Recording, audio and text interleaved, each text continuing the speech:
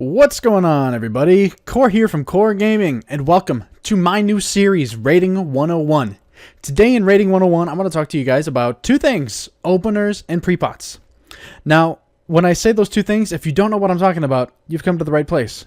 First, let's talk about pre-potting, something that pretty much everyone should be doing in their opener. A quick little history lesson about WoW and potions, World of Warcraft and potions. Pre 3.0, so up until the end of the Burning Crusade, potions were usable at all times and had a 2-minute cooldown. Every 2 minutes during combat, you could use one potion. Since those barbaric times, the way we use potions have changed a lot. Now, if you want to use a health potion, you can use one per fight, but it does not share a cooldown with DPS mana or armor potions. We now have healing tonics, which aren't even considered potions anymore since they are crafted by first aid. Potions like armor, agility, and mana potions have only a 1-minute cooldown, but you can only use one in combat. Now you might be thinking to yourself, well, what's the point in there being a 1-minute cooldown then? I'm never going to be using this outside of combat anyway. Wrong. When this change to potions was implemented, a new standard in rating was born: pre-potting. Pre-potting is the act of using a potion before combat begins on an encounter, thus enabling you to use 2 potions in one fight. To further explain, on the countdown timer for this specific character, I pre-pot between 3 and 2 seconds on the countdown timer, and then I start casting my first spell between 2 and 1 seconds on the countdown timer. This starts the 1-minute cooldown timer before combat begins, so that 1 minute after combat starts, my potion will be off cooldown and I can use it again.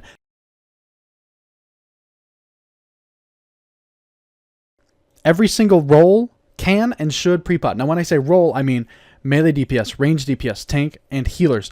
You all have the ability to pre-pot. Why shouldn't you?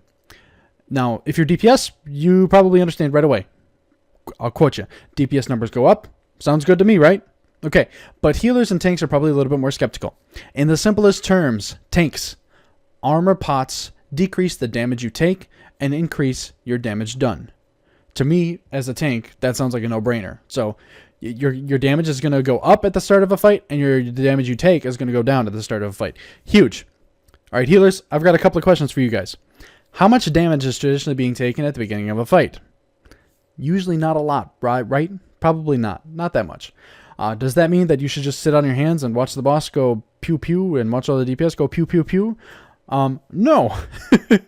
Why not pre-pot and cast a few wraths or lightning bolts or denounces? You know, these spells that for you as a healer cost either nothing or pretty close to nothing, and get some extra damage in on the boss.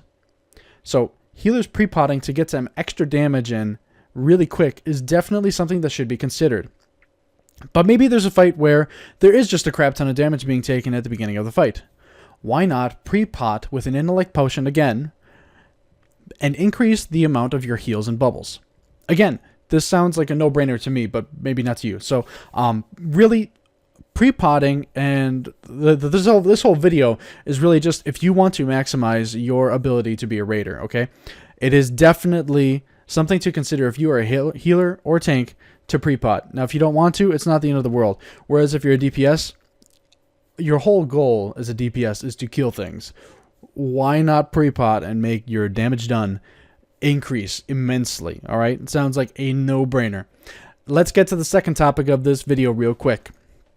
Like I mentioned before, I start pre-casting my first spell between 2 and 1 seconds on the countdown timer, which brings me to the next point of this video, the opener.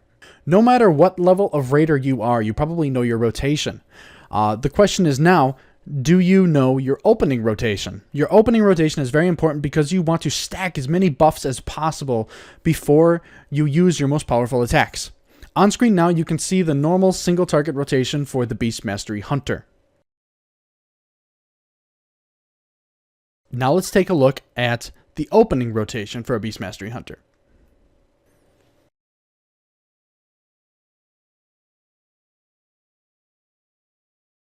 Okay, looking at my Hunter quick here.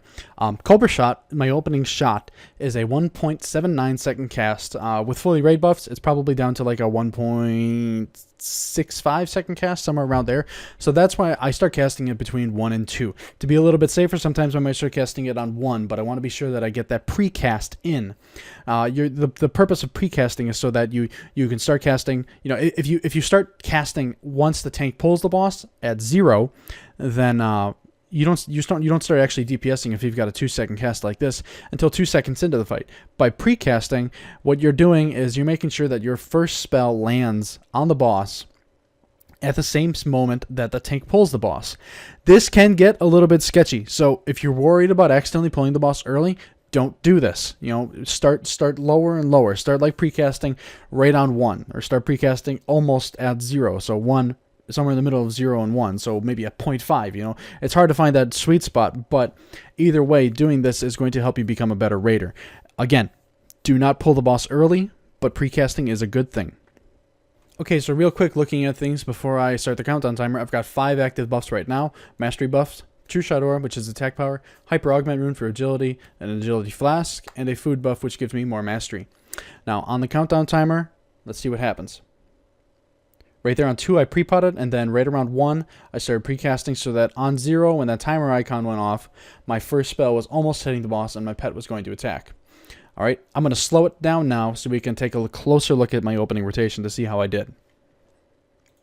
Okay, here we are again. I'm about to start the 10-second pull timer. Okay, here it comes. I lowered this down to about half the speed of what it was. Hopefully I can see the rotation much better this time. Alright. 5 seconds.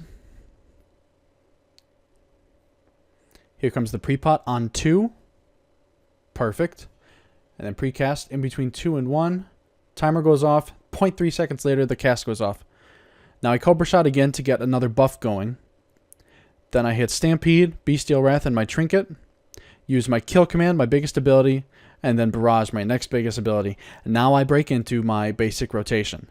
Now if we quick pause it right there, there are quite a number of buffs on my bar instead of just the normal ones that were there to begin with. So now I've got 1, 2, 3, 4, 5, 6, 7, 8, 9, 10, 11, 12 buffs on my bar instead of just, 13 buffs on my bar instead of the 5 I had to go with. So those 13 buffs are all buffing my powerful attacks like Kill Command and Barrage.